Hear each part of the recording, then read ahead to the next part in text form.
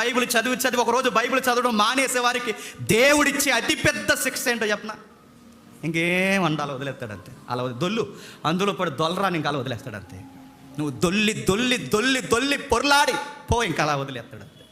దేవుడిచ్చే అతిపెద్ద శిక్షల్లో శిక్ష ఏంటో చెప్పనా? ఇంకేమండండి. ఇంకా మనం కొన్ని వీడికి ఏమవుతాయి, అడిగి ఏమవుతావు, ఆడనేమండు దేవుడు, ఆడనేమండు. కయ్యేను కానీ చంపలేదు, వదిలేశాడు. సౌలుని ఏమనలేదు, వదిలేశాడు. సౌలుకి సావు రాలేదండి, మీకు తెలుసా?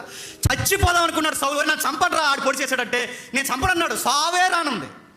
సూసైడ్ చేసుకుని చచ్చిపోయాడు. ఇస్కరియోతు యూదా ఎలా చచ్చిపోయాడు చూడండి, వదిలేశాడు, సూసైడ్ చేసుకుని చచ్చిపోయాడు. మనం ఎలా చచ్చిపోతాం చెప్పండి? మళ్ళీ చెప్తున్నాను, దేవుడిని మనం వదిలేస్తే, వాక్యం చదవడం మనం మానేస్తే, దేవుడు మనకి ఇచ్చే అతిపెద్ద పనిష్మెంట్ ఏంటి చెప్పిన? ఏమంటే వదిలేస్తాడంతే. ఎప్పుడైతే వదిలేస్తామో మనల్ని ఎవరో పాడు చేయరండి, మనమే పొడుచుకుని చచ్చిపోతాం, డిస్టర్బెన్స్ అయిపోతాం, పిచ్చెక్కిపోతాం. పెద్ద జ్ఞాని ఎలా పాడేయడంటే బైబిల్ మళ్ళీ సెలవిస్తుంది, ఆ పెద్ద మనిషి బైబిల్ చదవడం మానేశాడు.